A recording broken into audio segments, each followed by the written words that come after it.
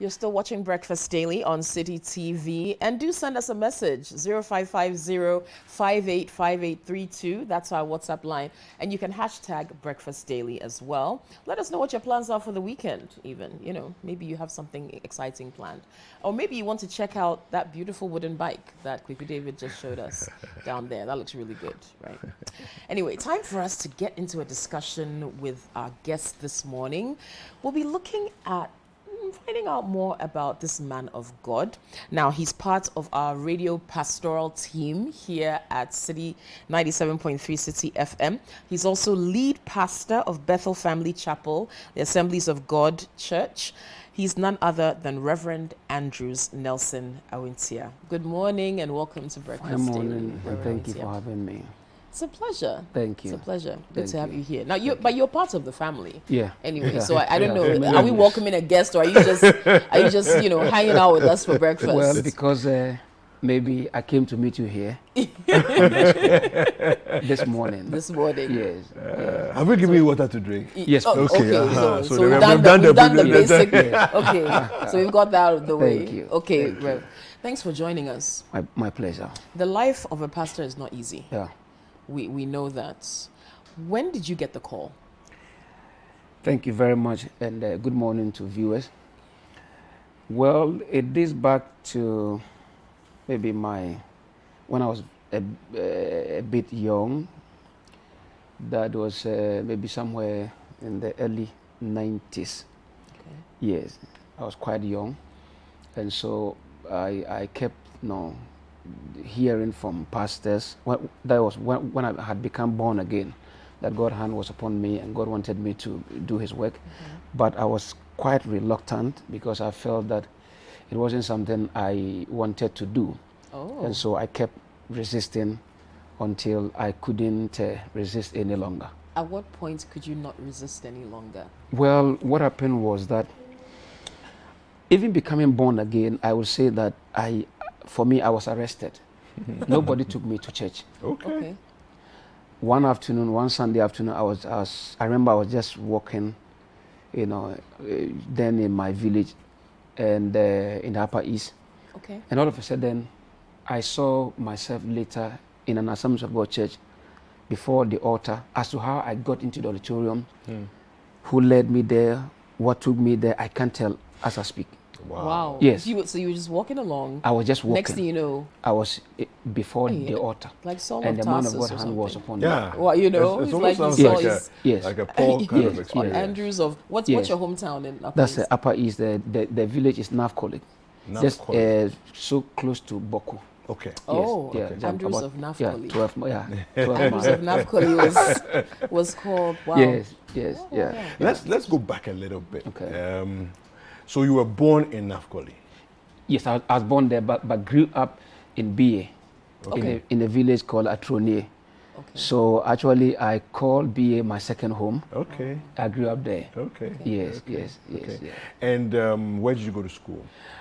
Well, I started BA, that's Atronie, LA, and then along the line, my uncles came, and then they felt that I should be taken back home because I couldn't speak the language, and they felt embarrassed. And they said I was lost, and that I needed to connect back to my roots. So I was forcefully carried back home. Oh, I see. Yes. Yeah. Really? Yeah. It was a war. At what age was this where they insisted you should go back I home? think that should be around maybe 12, 13. Wow. Quite young. I see. Yes. And at that time you were speaking what language? Twi? It was Twi, it was Gan. Yeah, Twi and Gan. Can you imagine? You're Yes. speaking Gambia. Yes. Very interesting. We had a discussion the other day, right? we had a A lot conversation of people about learn this. how to Yes. speak Speak Ghana Ghana outside of outside of Accra. Yeah, because I was living Wow. with Gans. Okay. Similar to you, right? Yeah. Yeah. Very similar to me. Yeah. Okay. Yeah. Very similar Yeah, to so- my experience. So you were yanked back to To the Upper Nafkoli, East. yeah. Yes, and then I think I went to JSS there. Okay. I think I did 1 year or so at primary school, then JSS, then I proceeded to the Boku Technical Institute. Okay. Then, yeah. Okay. Oh, and what did you Wow. study Yeah. there? MVA, mechanical vehicle Okay. So at that level, okay, in your family, how many are you? The siblings, how many are you? Well, I'm the firstborn, Okay. and I have three more, two sisters, and then one brother. Okay. In fact, we're supposed to be five, but the last but one, died, I think, when she was around 4 or 5 years. Oh, okay. Yes. So we're now four, Okay. 2 boys and 2 girls. Okay. Yeah. Okay. So after your Boku Technical Yeah. Institute, what was next for you? Well, what was next was that I really got admission to go to Kumasi Poly. How I didn't go, I can't explain. Why? What happened? I don't know what happened. I think I was ill-advised. People told me we should look for a job to do, and there was a shortcut to make money.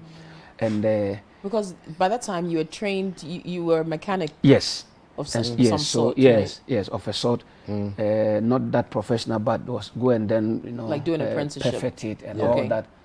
And so I turned down the offer. Later, I had to go to Sunyani Poly. I also turned it down. I mean, it's a mess.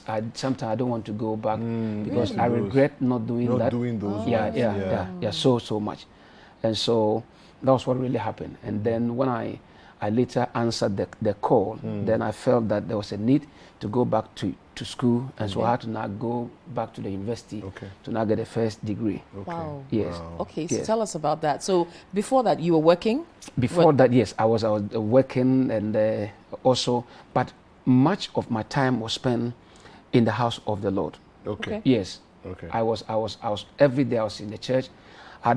In those days, I used to fast 4 days in a week, and on my own, just fasting. And it was always the Assemblies of God Church? Yes. That's always been your church? I attended the Catholic Church, if not 3 weeks, maybe 3 months, but I'm sure it was 3 weeks. Yes, and then And then you left. Then you got When- to when we Assemblies went of back God. to Assemblies of God It again. was before I got born again, actually. Okay, So okay, those okay. days I was invited to the Catholic Church, and I went 3 weeks and I stopped, and I wasn't going to any church until that encounter with God, right in Assemblies of God Church. And I've been in Assemblies of God, Ever with Assemblies since. of God ever since I became 4 truly born days again. a week. I know, right? Yeah. Religiously, like Yes. every week, Nah, 4 yes. days. Nah. I did that. Pastor Awintia, you will be accommodating. So I don't know how you manage this 4 days a week. I tell I you. don't know myself, but Oh, wow. it was just a passion, and it became a part of me. Okay. That it was like, and nobody told me to do it. So I could go to, there's a prayer center somewhere at Blakuma. I could go there sometimes the whole week. I would just get up in the morning, go to Achimota Forest the whole week. I would, anywhere that You could one find could go and space pray, to pray. I would just go, and then I would spend the whole day praying, get home in the night, bath, and then continue all night on my own. I was praying alone. Wow. I did that for years. Yeah. Yes, I did that for years. And then the way I was brought up, said that when you are fasting, those days, they tell us not to take in water. Yeah. So it became part of me. So until recently, it was so difficult To drink water. Yes. To when even you're drink fasting. water when you're because fasting. I felt that You have done doing something so, wrong. I have broken the fast. Wow. Because this old time Pentecostal preachers, Yeah. they told us that when you are fasting, you shouldn't go near anything, no Like food, no water. nothing, Yeah. Not even water. So I agree with that mindset.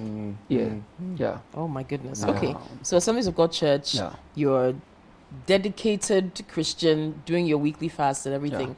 But leadership in the church is different Yeah, from certainly. being a normal congregant. So Yeah. how did you get into that? I mean, you've had so many positions. Yeah. Treasurer, secretary, youth president. Yeah. Tell us about how you climbed the ladder in Thank the you very AG much. church. When I became born again, I was so committed, like I said, Yeah. and so I think that they saw that I could occupy certain positions. I was made a youth leader. I began as a treasurer, and then later secretary, then youth president, Sunday school teacher, prayer Wow. warrior leader, evangelism leader, and along the line, I don't see myself as a singer. But I also didn't want any space in my life, so I forced myself and I joined the choir. I like that. You forced yourself to join the choir. Yes. And so the choir master then said, I'm a prayer warrior more than a singer. So he made me in charge of prayer. Yeah. Prayer for the choir. Wait a minute. So the choir master just found a nice way of saying, yes, I like your dedication, but Charlie, yes, we have to channel your efforts somewhere else. And so I was made a prayer leader for the choir. Wow. But what's your favorite song? There are a lot. Yes. Now I'm beginning to like You Look Beyond Me. Can you sing a bit of it first? We want to see if the choir master was No, right. the choir master was right. I know he was right. Because sometimes I start the song from where it ends. Hey. Yes. So in the church, anytime I'm to raise a song, they know that either I'll start from the middle or I'll start from the end. Never from the beginning. Yes. So I don't want to mess the show up by singing.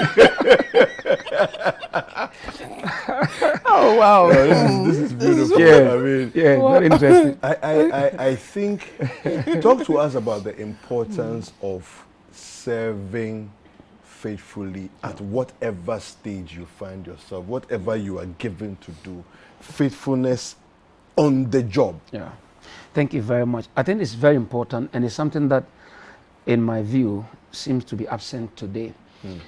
Faithfulness is the key to the top. You cannot get anywhere without being faithful. Wherever you find yourself, even if you are made a cleaner, make it a point to be faithful. And you don't need people to be around in order for you to be faithful. Okay. Just make sure that God is watching and that you're doing it as unto God and not as unto man.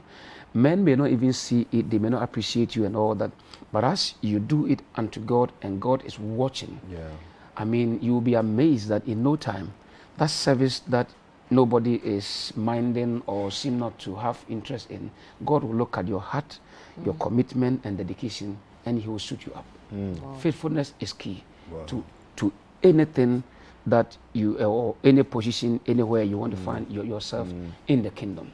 I believe in faithfulness. There are a lot of young people who are watching, you know, and there's something you said earlier about a mistake in not pursuing Kumasi, Poly, and Sunyani, Poly, you know, it's a mistake.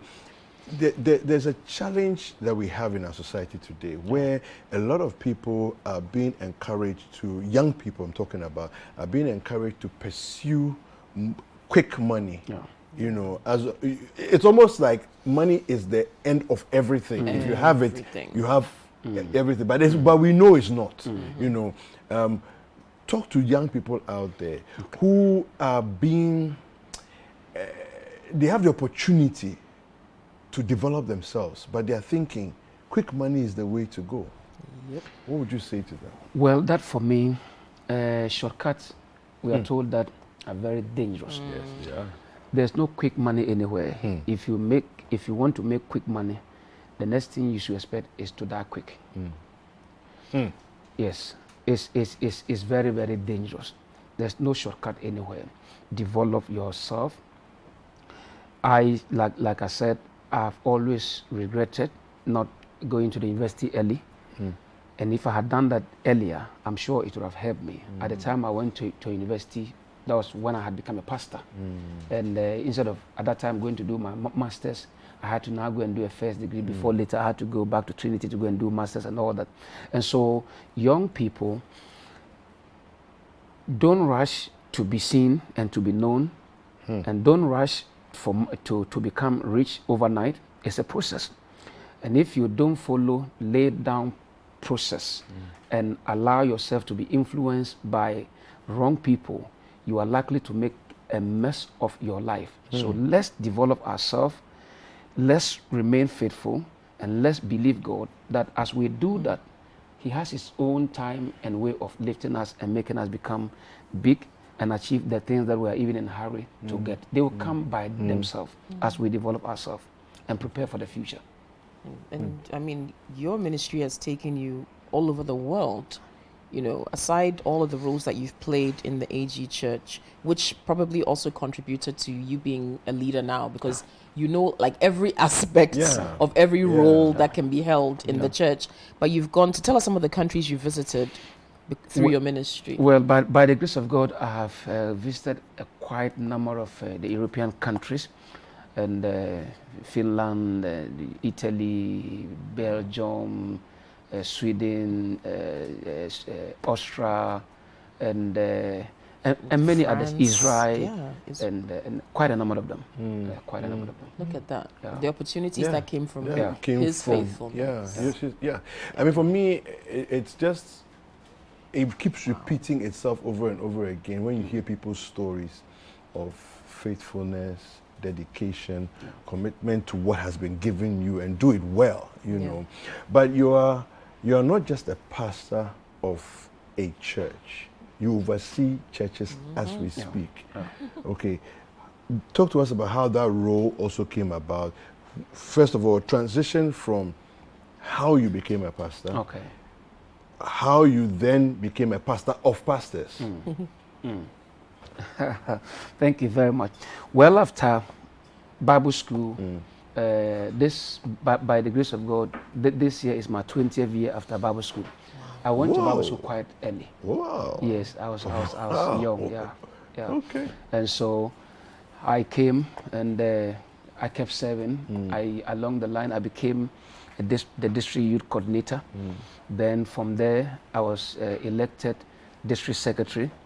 Then I became an acting district pastor. Then I became the substantive district pastor of Ashaman East. Okay. And then I served for almost 4 years. Just this February, I had our regional council, and then I was elected the regional superintendent of Accra East.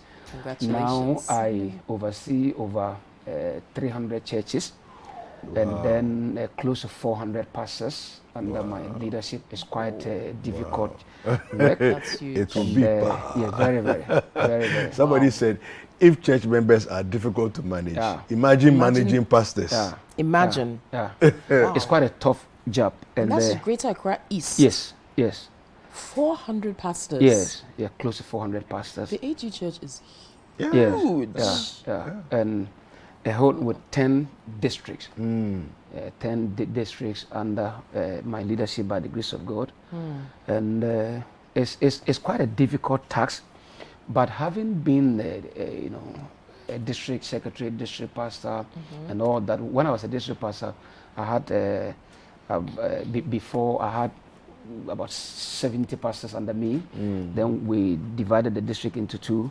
So later I had about 40-something pastors before I became a regional superintendent. So somehow I've been part of the decision-making body of the region. Once you are district pastor, we call them the EC members, that's executive committee.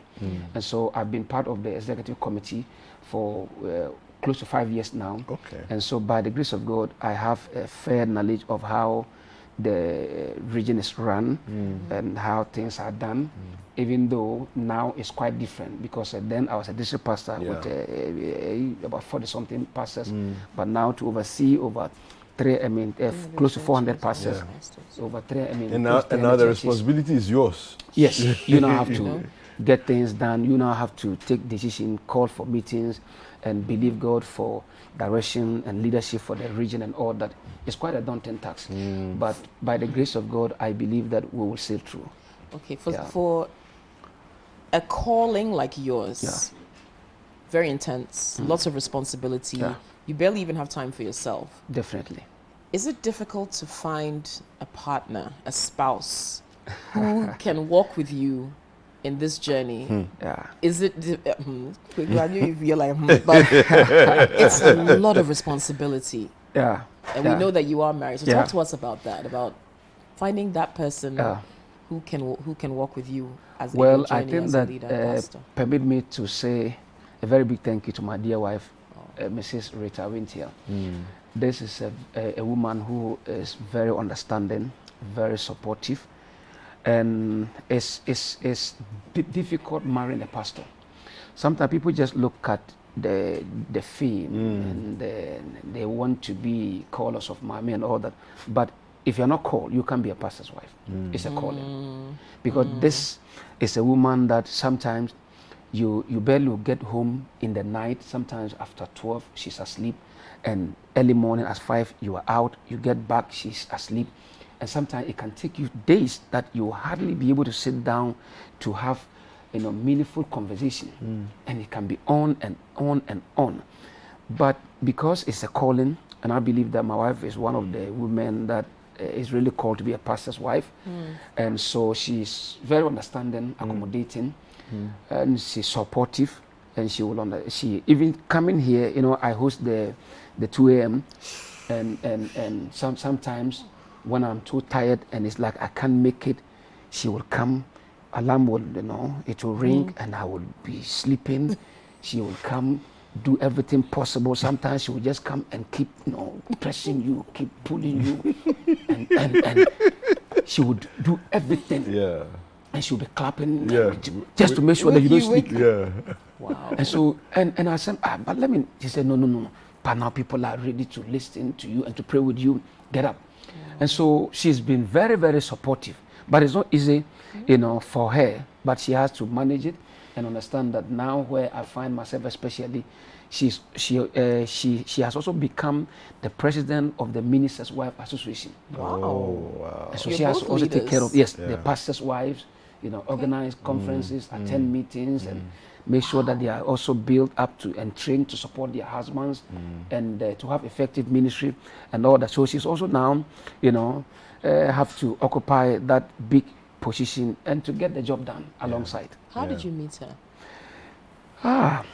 That's quite interesting. I met her when I was in Bible school. The sister was married to one of the lecturers. And so I saw her on campus, and surprisingly, I recommended her to a colleague of mine. I said, this woman, I see ministry in her. And I recommended her to a colleague, a student, and he went and I bounced here. Then I didn't stop there. I recommended her again to another person. He was, yes. I don't know why I did that, yes. So you were rather trying to help because I saw ministry in her, and I had never even greeted her. Not once. I was seen her afar. He also went, it didn't work. I'm fat, bouncy. Then we graduated. I came home. Like I told you earlier, I was fasting. In one of my fasting and prayer, I was fasting one afternoon. Then her thought came to mind strongly. Wow. I resisted it. Because I was feeling bad that should I even go, my friends will misinterpret the whole thing. Okay. I resisted it. And her face and her thought kept coming. So I stopped praying. Those days, mobile phones were not there. I went to this, those toll booth. The payphone. The payphone. Yeah, good. Yeah, and I had a card. Yes. I went, and then I called one of the Bible school lecturers that I believe she was somehow attached to, close. Then I said, this lady, her thought has come to mind, and it's like, it's okay, leave it for me. And so, to cut a long story short, she spoke with her, connected me, and then when I mentioned my name, she said, hey, I remember I heard a name like that years ago in the Bible school, and I said yes. And I went straight, will you marry me? Yes. Wow. Yes. No, hello, my name is Andrews. No, nice to meet she had heard the name. She said you remember the name, but it's like straight. Will you marry me? Not even, but let's go and meet and have drink or something. That's so unromantic. I mean, at least, What was her response? Her response was that, what are you saying? I said, you heard me right. Then he said, oh, but you don't know me, I don't know you. I said, yes, I was in prayer. Yeah. She probably thought you were just using raps. Yes. Oh, you came to me in my prayers. Yeah. Really? But I didn't, unlike other guys who will go and start rapping and telling them this, my that. Yeah. I just went straight. And then she was at the point, she said, okay, you give me time, I'm going to pray about it. A week later, I called. He said, I'm still praying. I'm in a hurry. And then when you're on Kasa. Long time ago. So one day I was there, and then she called and said, well, she had prayed about it, and she was convinced. And when she said she was convinced, I don't know what happened. I didn't say, are you sure? She said, why are you asking me again? I'm sure because you came. I said, because where I was, and the kind of, struggle that I was going through, food to eat. Yeah. In fact, when I proposed to her, the first day I met her, I told her something. I had 2 trousers at the time. Wow. Yes, and I told her that what I'm wearing, and if you saw it, I had put it in blue, And soaked it. Soak it. Wow. And when I sit down and then I leave the place, you have to go and clean the place. The blue. The blue, it will mess the whole place up. So I told her, I have this one. This one is nicer than the one at home. and I don't have anybody anywhere. Yeah. But I'm going somewhere. Yeah. Will you still marry me? Wow. He said, why you tell me? I said, I don't want you to feel that you're a man, a pastor, blah, blah, blah. This is a poor pastor with nothing. But I believe that I'm going somewhere. That's what I told her. That's amazing. She said yes. That is amazing. Wow. I said, are you sure? She said yes. At that time, she was at the level 100. Okay. Yes. And so, a university girl, I thought she had seen some guys on campus and some lecturers who may be trying to advance. So I wanted to be sure. So that she would come and say, you have disappointed me. Yes, right. But she said, okay, I'll follow you. And that's how the whole thing started. Yes. She didn't despise your humble beginnings. No, she didn't. I had nothing, virtually nothing. Nothing. Wow. Nothing. And look at you today, both of you today. Yes. Yeah. Nothing. So this is a lesson for young people out there. Yes. You're meeting someone, you see a young guy who is working to go somewhere. It doesn't seem like he has much now. And don't give him a second thought because he's not the finished article. No, it's a bad story. Those days as a pastor, I could live on Gary for months. So morning, afternoon, evening, morning, afternoon, evening. That was the only food I could afford. Wow. Yes. That was the only food. Wow. And so even when she agreed and we were going to marry, I told her we should just do something simple because wedding, we didn't have the money. And she said, let's believe God. It was, our beginning is so humbled by the grace of God. And anytime I look at myself, where God picked me from and where I'm coming from, it keeps me humble. There's nothing to be arrogant about. I come from a very poor background. With the history is bad, but I told her we have to rewrite our own history. I like that. Yes, because we have nothing to look up to, and so it's been, and she's been phenomenal. She's been phenomenal. This is an amazing story. It really is. It's an amazing story. For me, I think one of my biggest takeaways from Pastor Awintia's story is right from the very beginning. It's just been this: let me be serious about what I'm doing and do it faithfully. All the way through every stage. And let God do the rest. It's like, I'll do my part. God do the rest. Because when I came to Christ, I came with my all. Okay. I come from an idolatrous background. My father is still not born again. I'm praying for him to be born again. They worship idols. And in fact, if I should go back a little, when I was growing up, they wanted to fortify me. Okay. Give this juju thing stuff. And so my dad would go and bring people, and sometimes they would camp us for 3 days and to fortify us. And it's so amazing. Those days, all the things they would give to me to drink with other, alongside others, I would throw out everything. So you would just instinctively vomit them up again? Wow. So it wasn't working. Wow. And they felt that, because they felt that, if you're a man, the North, you have to fortify yourself. You have to go for against spiritual attacks. Against gunshot, against, anything, knife attacks and all that. Yeah. And so, but anytime they gave me those concussions, I vomited everything out. And so at the point, my dad became disappointed, and they were not calling me a woman. That I'm a woman. Because And the young guys were so strong, they were misbehaving because they had taken in those concussions. But for me, nothing was working. It was when I became born again that I realized that it was God's hand that was upon me. Because maybe if I had gone deep into, those things, maybe I would not have been here. Yes. So it was bad, but God kept delivering me, and I kept throwing all of them out, and nothing worked. And until I became born again, and I gave my life to Christ, and I didn't have to leave anything back. I came to Christ with my all. Yeah. Gave it all. Wow. Yes. What do your family members, your dad and his people, what do they think of you today? Well, when I even became born again, in fact, he rejected me. Yeah. It was my mom who was a bit lenient. She wasn't in support, but she was a bit lenient. Sometimes she would hide, to give me food.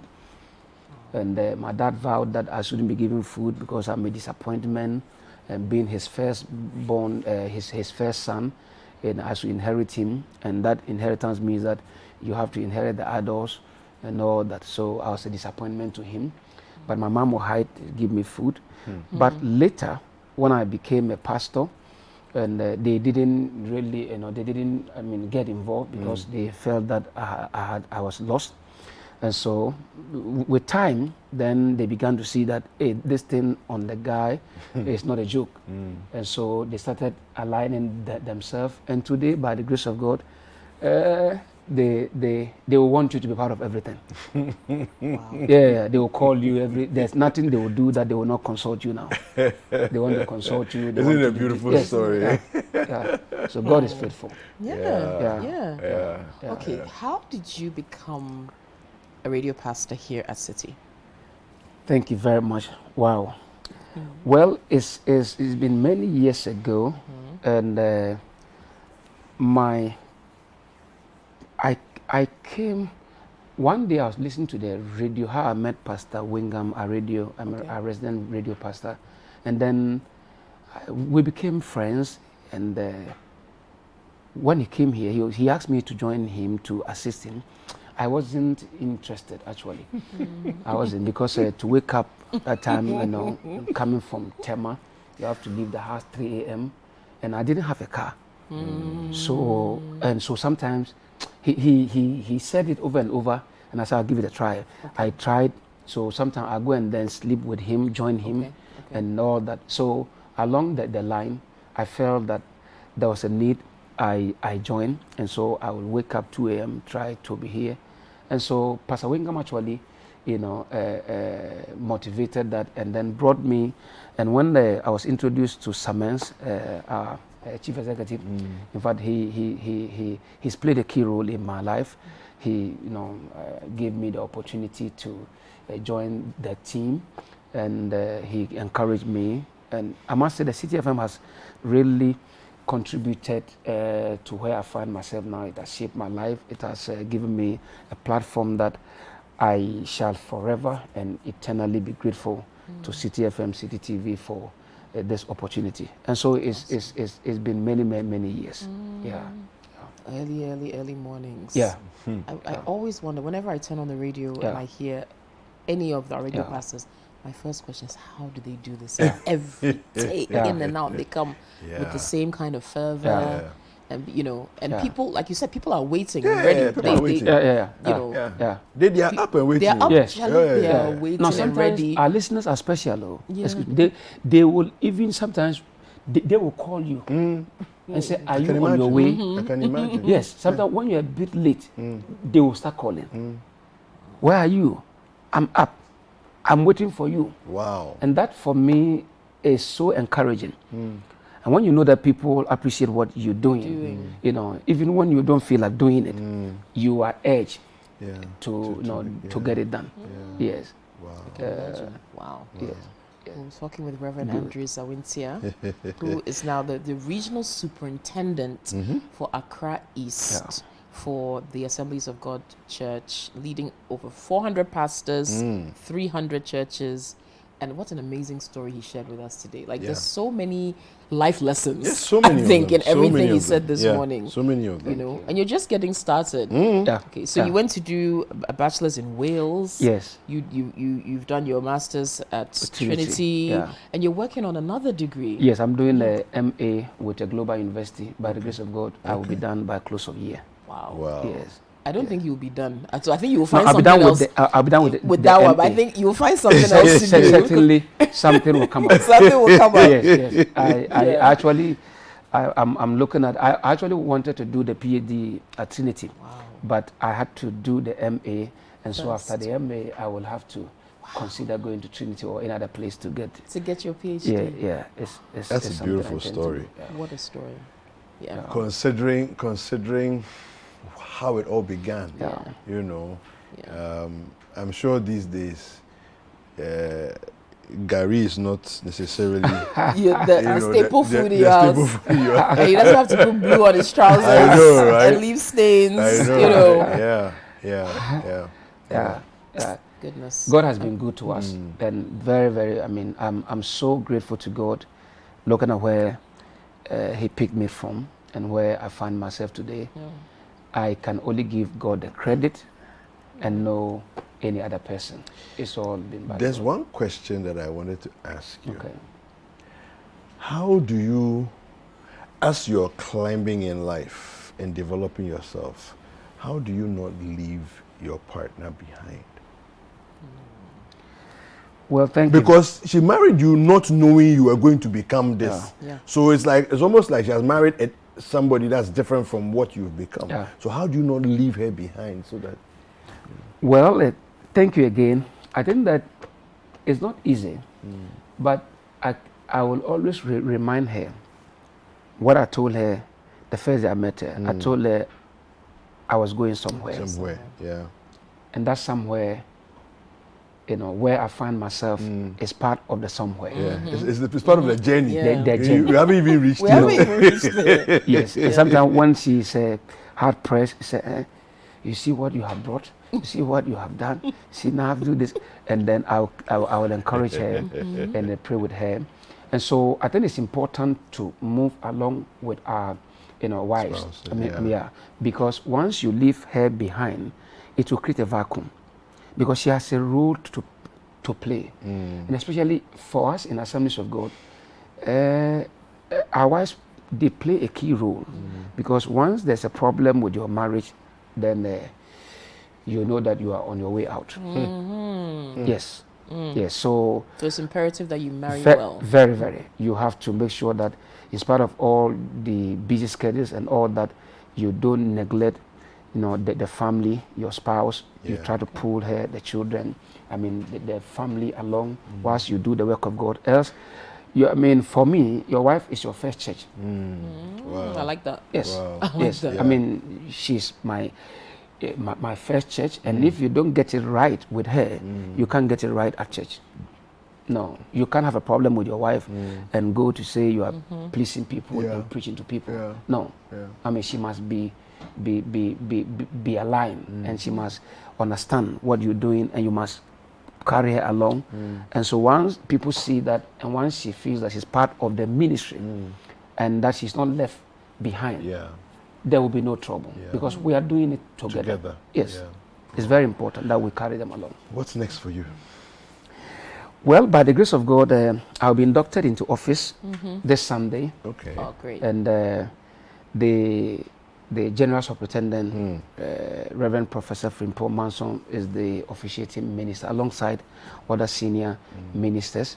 And then also we are also honored to have the special guest of honor, Honorable Alan Chamantin, the Minister of Trade, will be our special guest of honor. This Sunday at 3 p.m. The venue is Bethel Family Chapel, Assemblies of God, Community 22, where I serve as a lead pastor. And so I'm looking forward to be inducted into office, where I will now officially get what God has put on my heart to do for the kingdom, the region, the pastors, because pastors' welfare is key on my heart, and the growing the church, planting churches, taking care of pastors and all that is something that I intend to look at seriously. Yeah. And I have a 4-year mandate by the grace of God. And we'll see what God will do after my first term in office. Okay. Yeah. This is great stuff. Now, people are watching us and they're inspired by you. They love what you're telling us, what you're sharing with us. So we want to share some of those messages with you. So, to the Regional Superintendent of Assemblies of God, Ghana, Daddy, we love you. His We name love is you, sir. Sir. Yes. His Excellency. His Excellency is the one saying His the name is message. His Excellency. Yeah. Thank you. Okay. It says good morning. All right. Yeah, I'm sure many of your church members will be sending you messages saying, "I saw you this morning." Yes. But this has been a pleasure Thank you. Yeah. talking to you this morning. Thank you And for sharing all these precious very nuggets much. with us. Thank you. Yeah. And Lots of food for thought. I look forward to having you at my induction service. I'll be Yes, there on Sunday. So this Sunday, right? this Sunday, Okay. 3 p.m. is the time. The time. Yeah, Where you yeah. officially Be inducted into inducted. office as the regional superintendent of Accra East Assemblies of God. fantastic. It's Wow, powerful. what a story. Yeah. Yeah. It's quite a story. Thank you very much to you for watching with us, Reverend Awintia. You know, it's such a beautiful story. It's a full story. You know, really is, isn't it? And it just lets us know that nothing happens overnight. You know, and then when you see the glory, just take a pause and ask about the story, and you'll be surprised at what you will find out. We'll take a quick break. We'll be right back.